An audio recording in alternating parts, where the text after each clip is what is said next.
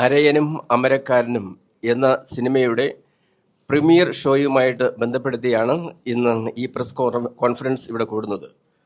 ഈ സിനിമയുടെ producer bright തോമസിനാണ്, ദൈവമാണ്. അതിലെ ഡയറക്ടർ വി വിൽഫ്രഡ്, അതിലെ അഭിനേതാക്കളും അണിയറക്കാരുമാണ് ബാക്കി എല്ലാവരും. അരയനും അമരക്കാരനും എന്ന സിനിമയുടെ പ്രീമിയർ ഷോ ഈ മാസം 16-ാം തീയതി രാവിലെ 10 മണിക്ക് ലെനിൻ സിനിമാസിൽ വച്ച് നടക്കുകയാണ്.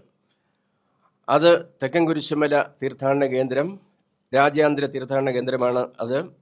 അവിടെ ലക്ഷോപലക്ഷം ആൾക്കാർ ഒരുമിച്ച് കൂടുന്നുണ്ട്. 1940കളിൽ അവിടെ ഉണ്ടായിരുന്ന കുടുംബങ്ങളുടെയും പ്രത്യേകിച്ച് തിരുവനന്തപുരം മേഖലയിലെ കടലോര കര മേഖലയുടെ കുടുംബങ്ങളുടെ കുടുംബങ്ങളുടെ ജീവിത പശ്ചാത്തലമാണ് അവിടെ ചിത്രീകരിച്ചിരിക്കുന്നത്. കുരിശ് മലയിലെ കുരിശ് നാട്ടുന്ന ഒരു വൈദികൻ, അതിലൂടെ നിൽക്കുന്ന പ്രചോദനം, അതൊക്കെ അതിൻ്റെ ഇതിവൃത്തമായിട്ട് നമ്മൾ ചിത്രീകരിച്ചിട്ടുണ്ട്. കുരിശുമല തീർത്ഥാടന കേന്ദ്രത്തിലെത്തുന്ന ആൾക്കാരുടെ ജീവിതത്തിലും ഒരു പോരാട്ടത്തിൻ്റെ ജീവിതം കാണാം. ആ മലയിൽ കയറുക എന്നുള്ളത് ശ്രമകരമായ കാര്യമാണ്.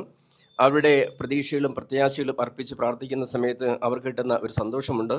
അതേപോലെ തന്നെ കടലോര മേഖലയിലെ മക്കളുടെ ദീനരോധനവും പ്രശ്നങ്ങളുമുണ്ട്. ഓഗി പോലുള്ള സംഭവങ്ങളൊക്കെ ഉണ്ടാകുന്ന വേളയിൽ ആ കുടുംബങ്ങളുടെ പ്രശ്നങ്ങളെ അഭിമുഖീകരിക്കുമ്പോഴും അവർ അഭയം കിട്ടുന്ന ഒരു സ്ഥലമായിട്ട് ഈ കുരിശുമലയെ കണ്ടെത്തിയിട്ടുണ്ട് എന്നതാണ്. ഇന്ന് ലഹരിക്കെതിരായിട്ടുള്ള വലിയൊരു ഒരു ഒരു പോരാട്ടം നടന്നുകൊണ്ടിരിക്കുകയാണ്. ആ സിനിമയിൽ അരയനും അമരക്കാരനും എന്നുള്ള സിനിമയിൽ ലഹരിക്കെതിരായിട്ടുള്ള പോരാട്ട വീര്യവും നമുക്ക് അതിനകത്ത് കണ്ടെത്താൻ സാധിക്കും. അതോടൊപ്പം തന്നെ മനുഷ്യനും ദൈവവുമായിട്ടുള്ള ഒരു ബന്ധമാണ് ഏറ്റവും പ്രധാനം. മനുഷ്യൻ്റെ ബന്ധമാണ് ദൈവിക ബന്ധമായിട്ട് കാണുന്നത്.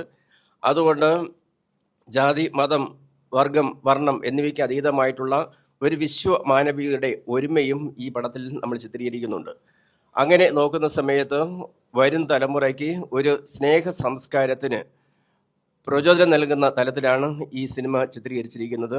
എല്ലാ മനുഷ്യരും മനുഷ്യ ജീവിതത്തിൻ്റെ അന്തസ്സ് കാത്തു സൂക്ഷിക്കണം, അവരുടെ മഹത്വം സൂക്ഷിക്കണം. അതിലേക്ക് വേണ്ടി ജീവിത മേഖലകളെ ഉയർത്തേണ്ടത് ആവശ്യമാണ്. ഇങ്ങനെ ഒരു പ്രചോദനം നൽകുന്ന ഒരു സിനിമയായിട്ടാണ് നമ്മൾ ഇത് ഇറക്കുന്നത്. വരും തലമുറയ്ക്ക് പ്രത്യാശയും അതോടൊപ്പം തന്നെ സമാധാനവും പകരുന്ന ഒരു രീതിയിൽ. ഇന്ന് AI യുഗമാണ്, നിർമ്മിത ബുദ്ധിയുടെ യുഗമാണ്. നിർമ്മിത ബുദ്ധി ഏതൊക്കെ വഴിക്കാണ് ഇത് ലോകത്തെ കൊണ്ടുപോകുന്നതെന്ന് നമുക്ക് വ്യക്തമല്ല. ഒരുപക്ഷെ അത് ശരിയായിട്ട് ഉപയോഗിക്കാം, തെറ്റായിട്ട് ഉപയോഗിക്കാം. ശരിയായിട്ട് ഉപയോഗിച്ച് കഴിഞ്ഞാൽ നല്ലത്, തെറ്റായിട്ട് ഉപയോഗിച്ച് കഴിഞ്ഞാൽ യുദ്ധവും അങ്ങനെയുള്ള കാര്യങ്ങളൊക്കെ ഈ നിർമ്മിത ബുദ്ധി തന്നെ കൺട്രോൾ ചെയ്യും. അതിൻ്റെ ആ വെളിച്ചത്തിൽ മനുഷ്യൻ്റെ യഥാർത്ഥ ബുദ്ധി പ്രവർത്തിക്കേണ്ടത് ആവശ്യമാണ്. യഥാർത്ഥ ജ്ഞാനബുദ്ധി പ്രവർത്തിക്കേണ്ടത് ആവശ്യമാണ്.